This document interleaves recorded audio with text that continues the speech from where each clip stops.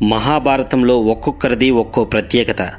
తండ్రి అడగకపోయినా ఆజన్మ బ్రహ్మచారుడిగా ఉండిపోతానని భీష్మ శపథం చేసిన భీష్ముడు మనం చెప్పుకునే మహాభారతానికి మూలపురుషుడు. లోక జ్ఞానాన్ని పంచడానికి భగవద్గీతను అందించిన శ్రీకృష్ణుడు ప్రాతస్మరణీయుడు. అంటే శ్రీకృష్ణుడిని తలుచుకుంటే చాలు జగదానందాన్ని పొందవచ్చు. గురువై అజ్ఞానాన్ని, ఈశ్వరుడై కష్టాన్ని తొలగిస్తాడు. అటువంటి కృష్ణుడు కురుక్షేత్రంలో సారథిగా ఉంటాను, యుద్ధం చేయను అన్నప్పుడు శ్రీకృష్ణుని చేతే ఆయుధం పట్టించిన ఘనత భీష్మునిది. అదే కురుక్షేత్ర యుద్ధ భూమిలో అంపశయ్యపై స్వచ్ఛంద మరణం, అంటే తను ఎప్పుడు తలుచుకుంటే అప్పుడు మరణాన్ని పొందటం కోసం, ఉత్తరాయణం కోసం ఎదురు చూస్తూ తన మరణానికి ముందు పాండవులకు ధర్మనీతులు నేర్పించాడు. అటువంటి భీష్ముడు పాండవుల పక్షాన నిలబడితే కురుక్షేత్ర యుద్ధం జరుగుతుందా? తాను చేసిన తప్పుకు ప్రాయశ్చిత్తంగా తన మరణ రహస్యాన్ని తానే స్వయంగా పాండవులకు ఎందుకు చెప్పాడు? అసలు అతను చేసిన తప్పేంటి? ఆ మరణ రహస్యమేంటి? మరణానికి కారణమైన శిఖండి ఎవరు? అసలు భీష్ముడు చేసిన శపథం ఏంటి? సో ఇలాంటి ఎన్నో ఇంట్రెస్టింగ్ విషయాలు ఈ వీడియోలో తెలుసుకుందాం. అలాగే నా వీడియో ఫస్ట్ టైం చూసినట్లయితే ప్లీజ్ సబ్స్క్రైబ్ చేసుకోండి. అలాగే వీడియో నచ్చినట్లయితే ప్లీజ్ లైక్ చేయండి. Hello friends, welcome to Universal Talks. This is Praveen Sasumana. కృష్ణుడు లేకపోతే పాండవులు లేనేలేరు. స్వచ్ఛంద మరణాన్ని వరంగా పొందిన భీష్మాచార్యుల్ని ఆపడం ఎవ్వరి తరం కాదు. ఆయన కురుక్షేత్రంలో యుద్ధం చేస్తుంటే ధర్మరాజు భయపడి వెనక్కి పారిపోయాడు. ఆ రాత్రి ధర్మరాజుకి నిద్ర పట్టలేదు. కృష్ణుణ్ణి అడిగాడు, కృష్ణ, తాత భీష్మాచార్యులు యుద్ధంలో విజృంభిస్తున్నారు. ఆయన్ని చూస్తుంటే ఇక మన ఓటమి తథ్యమనిపిస్తుంది. అప్పుడు కృష్ణుడు, ధర్మరాజా, భీష్ముడు ధర్మపక్షపాతి. చీకట పడగానే ఆయన దగ్గరికి వెళ్ళి, ఇంతటి మరణ హోమాన్ని సృష్టిస్తున్నావు, నీ మరణానికి మార్గం చెప్పు అని అడగమని చెబుతాడు.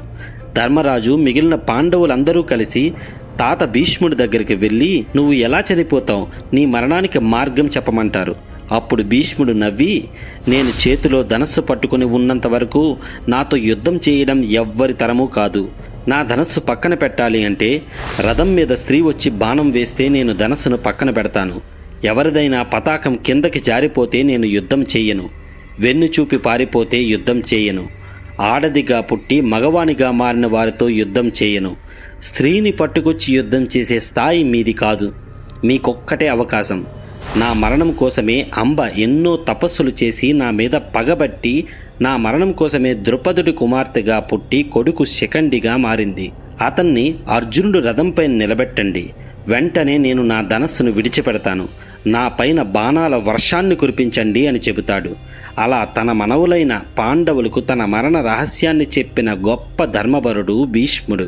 అసలు భీష్ముడికి ముందే తెలుసు కురు పాండవులకు యుద్ధం తప్పకుండా జరుగుతుంది అని. ఎందుకంటే దుర్యోధనుడి బుద్ధి మంచిది కాదు. ఎప్పటికైనా పాండవులకు కౌరవులకు మధ్య కలహాలు వస్తాయి. దానివల్ల కౌరవులు మట్టిలో కలిసిపోతారు. ధర్మాత్ముడైన పాండవులదే పైచేయి అవుతుంది. అయితే భీష్ముడు పాండవుల వైపు నిలబడితే అసలు కురుక్షేత్ర యుద్ధమే జరిగి ఉండదు. దానివల్ల అధర్మపరులైన వారి సంహారం జరగదు. అదే కౌరవుల వైపు ఉంటే ఎన్నో యుద్ధ వ్యూహాలు, ధనుర్విద్యలో ఆరితేరిన భీష్మాచార్యుడు, కురు పాండవులకు యుద్ధ విద్యను నేర్పించిన గురువు ద్రోణుడు లాంటి గొప్ప వీరుల అండ మా వైపు ఉంది అని దుర్యోధనుడు ఖచ్చితంగా యుద్ధం మొదలు పెడతాడు. అప్పుడు అధర్మం ఓడుతుంది, ధర్మం గెలుస్తుంది. మహాజ్ఞాని అయిన భీష్ముడు శరీరాన్ని విడిచిపెట్టాలి అంటే కౌరవుల వైపు తనకు తగ్గ యోధుడు ఎవ్వరూ లేరు. అర్జునుడు ఒక్కడే ధీటుగా తన మీద బాణాలు సంధించగలడు. కావున అర్జునుడు అటు ఉన్నప్పుడు నేను కౌరవుల వైపు ఉంటేనే జరుగుతుంది. ఇటువంటి పరిస్థితుల వలన కురుక్షేత్ర యుద్ధంలో పాండవులు ధర్మం వైపు ఉన్నారు అని తెలిసినా భీష్ముడు కౌరవుల వైపు నిలబడి యుద్ధం చేశాడు. సరిగ్గా 9వ రోజు కురుక్షేత్ర యుద్ధంలో తాత భీష్ముడు చెప్పినట్లుగానే శిఖండిని రథంపైన నిలబెట్టి అర్జునుడు యుద్ధానికి వచ్చాడు. భీష్ముడు ధనస్సును విడిచిపెట్టిన వెంటనే అర్జునుడు భీష్మాచార్యుని శరీరంలో కంఠానికి కింద భాగంలో ప్రతి 2 అంగుళాలకు ఒక బాణం వేశాడు. శరీరాన్ని బాణాలతో తూట్లు పొడిచాడు. అలా బాణాలతో రథం మీద నుండి జారి అంపశయ్య మీద పడ్డాడు. ప్రపంచ చరిత్రలో ఎవరూ అలా పడుకోలేదు. ఉత్తరాయణం కోసం ఎదురు చూస్తూ తను చేసిన తప్పుకు ప్రాయశ్చిత్తం కలిగింది అని చివరిగా శ్రీకృష్ణుని చూస్తూ తన మదిలో ఉన్న ఎన్నో ప్రశ్నలకు సమాధానాలు తెలుసుకుని తుది శ్వాసను విడిచిపెట్టాడు. అసలు భీష్ముడు చేసిన తప్పు ఒక్కటే, నిండు సభలో ద్రౌపది చీరలాగినప్పుడు అక్కడే ఉన్న ధర్మం తెలిసిన భీష్ముడు పరిస్థితుల ప్రభావం వలన ఏమీ చేయలేకపోయాడు. భీష్ముడు ఏనాడూ అధర్మాన్ని పాటించలేదు. కానీ అక్కడ జరిగిన తప్పుని ధర్మం తెలిసినా చెప్పకపోవడమే అతి పెద్ద తప్పు అయింది. దానికి ప్రాయశ్చిత్తంగా తన మరణ రహస్యాన్ని తానే పాండవులకు చెప్పి ధర్మాన్ని నిలబెట్టడం కోసం తన ప్రాణ త్యాగం చేశాడు. అసలు భీష్ముని శపథం గురించి అందరూ ఖచ్చితంగా తెలుసుకోవాలి. శాంతన మహారాజు మరియు గంగాదేవికి కుమారుడు దేవవ్రతుడు.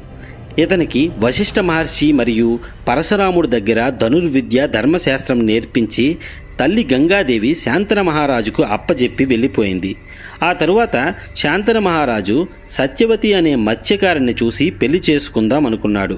అదే విషయం ఆమె తండ్రి దాశరాజును అడిగితే, సరే నేను నీకు కూతుర్ని ఇచ్చి వివాహం చేస్తాను, మీకు సంతానంగా కొడుకు పుడితే ఆ కొడుక్కి రాజ్యం ఇస్తావా అని అడగ్గా, ధర్మజ్ఞాని అయిన శాంతన మహారాజు తన కుమారుడు మనసులో తలుచుకొని సత్యవతి పైన ఇష్టం ఉన్నా కూడా వెనక్కి వెళ్ళిపోయాడు.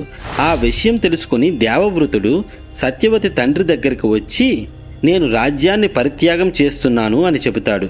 అయితే దర్శరాజు, నువ్వు త్యాగం చేశావు, కానీ రేపు నీ సంతానం వచ్చిన తరువాత వారి వల్ల నా కూతురు వారసులు రాజ్యపాలనకు ముప్పు వాటిల్లదు అని ఏంటి హామీ, ఎలా చెప్పగలం అని అనగానే, సరే అని తండ్రి కోరిక తీర్చలేని కొడుకు ఉంటే ఎంత లేకపోతే ఎంత అని నా తండ్రి కోసం భీష్మ ప్రతిజ్ఞ చేస్తున్నాను అని, నేను నా జీవితాంతం ఆజన్మ బ్రహ్మచారిగా ఉంటాను అని చెబుతాడు.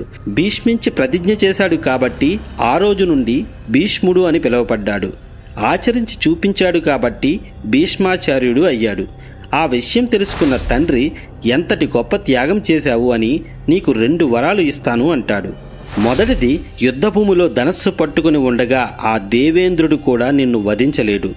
రెండవది, నీకు మరణం లేదు, నీది స్వచ్ఛంద మరణం. అలాంటిది భీష్ముడికి శిఖండి వర్ణ మరణం ఎందుకు వస్తుంది? అసలు ఎవరు ఆ శిఖండి?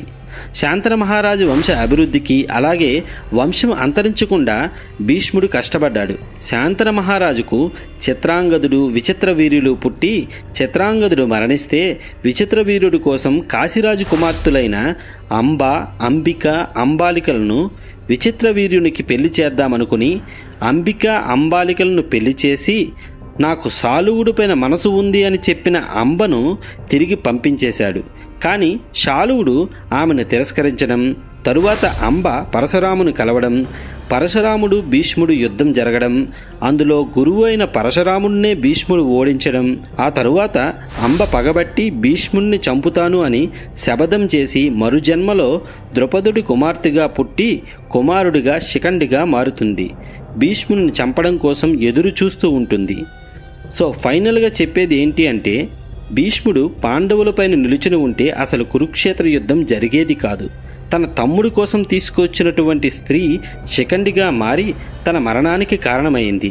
ఒక స్త్రీ కన్నీరు పెట్టుకుంటే ఏం జరుగుతుందో ఈ మహాభారతంలో భీష్ముని పర్వం నుంచి నేర్చుకోవచ్చు. సర్వే జనా సుఖినో భవంతు. ఈ వీడియో నచ్చినట్లయితే లైక్ చేయండి, షేర్ చేయండి. ఇలాంటి ఇంట్రెస్టింగ్ వీడియోస్ కోసం ప్లీజ్ సబ్స్క్రైబ్ చేసుకోండి.